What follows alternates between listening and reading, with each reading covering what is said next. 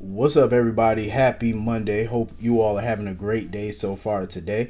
Getting into this episode of Days, I enjoyed this episode. This episode was good. Um, Allie was kind of irking my nerves a little bit when when Alex was over there because Allie would not tell him why he was there. Alex kept asking like, "Okay, why am I here?" And Allie kept acting like a child. And she tried to put that shit, she tried to put Chanel on the spot. Oh, Chanel, why don't you tell him why he's here? I love how Chanel flipped that on Allie. She said, no, no, no, this was your idea. You tell him why he's here. I totally agree. It's like, come on, Allie, stop with the childish mess. You know what I'm saying? Like, stop. She kept beating around the bush and all that. I'm like, will you just tell this boy that y'all ready to get down with the get down and do the threesome? Like, why are y'all taking so long with this? Um, but I'm glad Chanel really didn't like try to say anything because this was Allie's idea. So you should take the lead. My thing is too, what the hell was Allie wearing? She looked like a straight up school teacher. Like you dress like you going to the Cotton Club with the Nicholas brothers. Like you don't even look like you about to do the wild thing with two other people. At least Chanel was appropriately dressed for it. I'm like, Chanel was ready. You know what I mean? Like head to toe, she was ready. Allie, I don't know what the hell that was, what this ensemble was she had on, but that shit would have turned me off. Cause I'm like, no, you need to go slip on something else.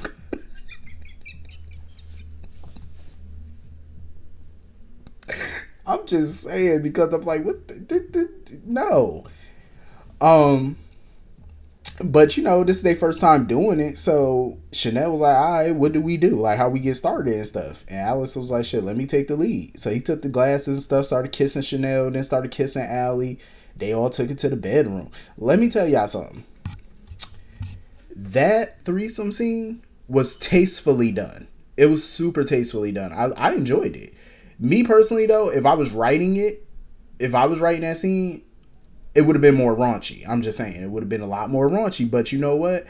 I like the way that they did it though. I did. I liked it. Me. This is just my preference. I'm a bit more raunchy though, but I did like it because it was like PG-13 with a little rated R. You know what I'm saying? So it was like a mixture, but it was beautifully done in my opinion. You know what I mean? Um, I did notice. I don't know if y'all noticed. Maybe it's just me. But Alex was definitely paying more attention to Chanel than he was Allie. Like he gave Allie a couple kisses and stuff, but I definitely noticed that he was more into Chanel. He was paying way more attention to Chanel in the bedroom. Chanel and Alex's chemistry is definitely it's on point. You know what I mean? Um, I just totally sunk it all in. I was like, that whole scene was just beautiful. It was dope. Um, Alex was ready for round two. Like after he got finished and went to the bathroom, he was ready. He was on it. He was ready for another round, and I don't blame him. Um, But yeah, I just felt like Allie, she definitely seemed uncomfortable. Like you could tell throughout the scenes, like she was a bit uncomfortable and stuff like that. And that's why I felt like she shouldn't have did it. Because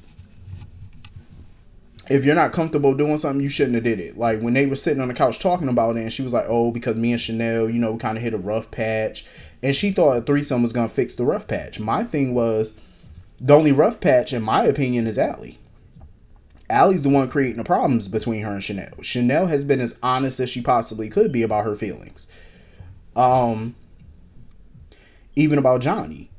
Chanel admitted, like, yeah, she still has feelings for Johnny, but she made a choice. She chose Allie. And she has no regrets on that choice. But Allie just won't believe it. Or Allie just don't want to believe it. Um, and it is what it is. You can't force somebody to believe you. You know what I mean? Like you either gonna believe it or you're not. And clearly, Allie is just too insecure about things. Um, and I feel like that's the issue. Allie need to look inside herself. You know what I mean? You shouldn't do something that you're not comfortable with just to please your partner. When your partner is not forcing this on you, she's not even bringing this up to you. You're the one bringing it up. You know what I mean? Like, it's crazy. Um, she should have just trusted what Chanel told her. Like she's in a monogamous relationship with her and she want to keep it that way. You know what I mean? Like, but we did get a hot threesome out of the deal, so I'm not gonna complain about that. It's just that Allie needs to stop the foolishness, and get more mature. You know what I mean? And start focusing on her relationship with Chanel instead of focusing on other things like who Chanel really like and all this. You just putting so much crazy thoughts into your head. You know what I mean? Like thinking that you're not enough for her when clearly you are. And she's making that clear to you. It's like, how many ways can she do it? Or say it or show it? You know? It's like, relax.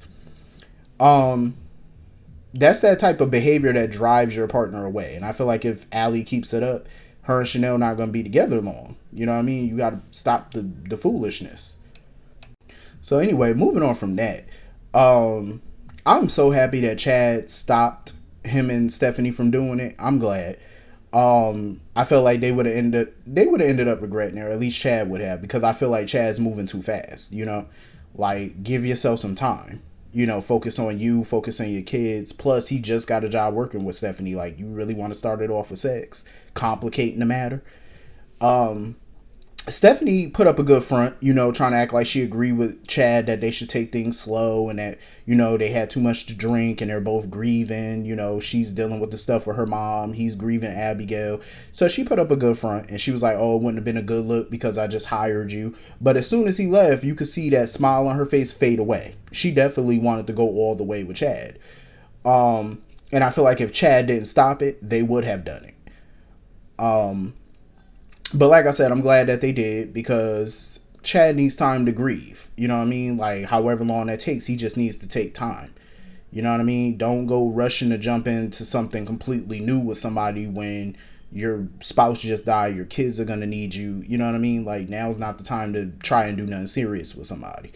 And you could tell Stephanie's not looking for a fling. You know what I mean? Because if that's what she was looking for, she just would have took Alex up on his many advances. Clearly, she's looking for something real. She's looking for a relationship. You know what I mean? Chad's not ready for all that right now. He shouldn't be ready for all that. So I'm glad that they pumped the brakes on it. So anyway, moving on from that. Sloan is... she's something else. Like, really trying to sit here on behalf of her client to try to blackmail Paulina and try to extort money out of her for her client. Tomorrow, we need to make financial arrangements.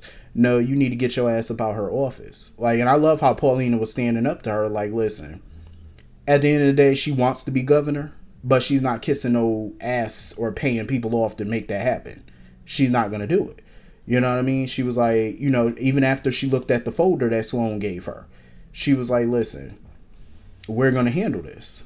Like, if the constituents, if the public don't want to vote for me on my own merits and not link me to what my kids do, then that's on them. You know what I mean? Like, she's not going to be upset about it. But now she got to worry about the legal ramifications of this, because if she don't give up some money, then Chanel could possibly go to jail. I would have...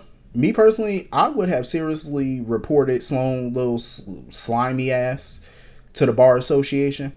But I'm glad Paulina's not keeping this to herself. Like, I'm glad she got on the phone and called Stephanie, because hopefully Stephanie and Chad can, you know, help Paulina out of, you know, get her out of this mess. You know, help get Chanel out this mess, because she gonna need a whole bunch of help on this. You know what I mean? To make this thing go away and, you know, at least still be able to run for governor at the very least. Even if she can't run for governor, do something to try to get Chanel out from under these potential charges. Because I don't see Paulina going down without a fight. You know? And usually if Paulina was going to cave into, you know, Sloan's demands, she wouldn't have called Stephanie. So hopefully she's calling Stephanie to handle this and not drop out of the race or whatever the case. Like, hopefully, you know, you're rounding up the troops, because she gonna need to. I was pissed that Stephanie did not answer that phone. I'm like, Stephanie, get on that phone. Paulina needs you right now. Get on the phone. Like, we have a code 3 emergency. So anyway, moving on from that. Ava. I was so disappointed in Ava today. Like, when EJ came up with all this, oh, I had handwriting experts, I had this, I had that. I'm like, Ava, deny. He ain't got none of those people there with you. Deny the shit. I'm like, what are you doing? I was hoping she would have came up with a lie, but she didn't. She basically broke down and told Johnny and EJ the whole story about how Gabby, you know, this was all orchestrated by Gabby and stuff like that. I'm like, Ava, no. You could have came up with a dope lie.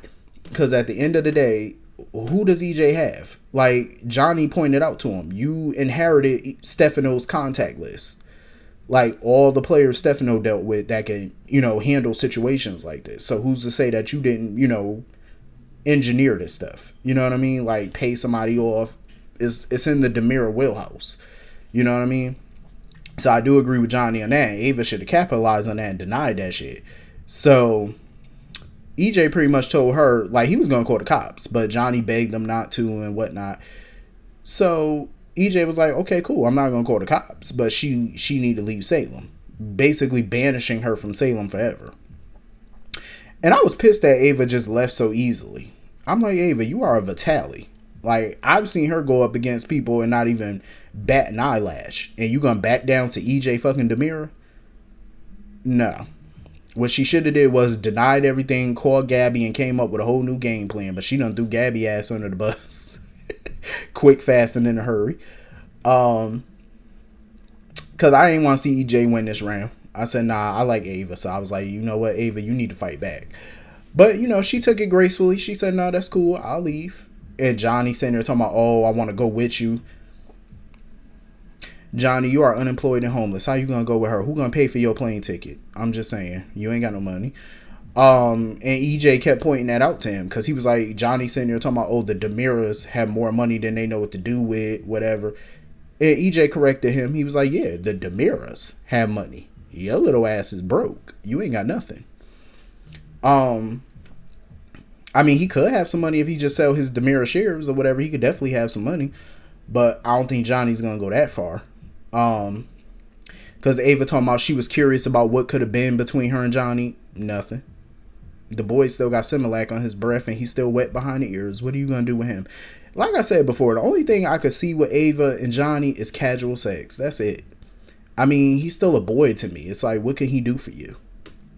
And I ain't even just talking about from a financial standpoint, because Ava, she independent herself, but still, it's like, what can he do for you? That you can't get from somebody else. Like, she needs a man.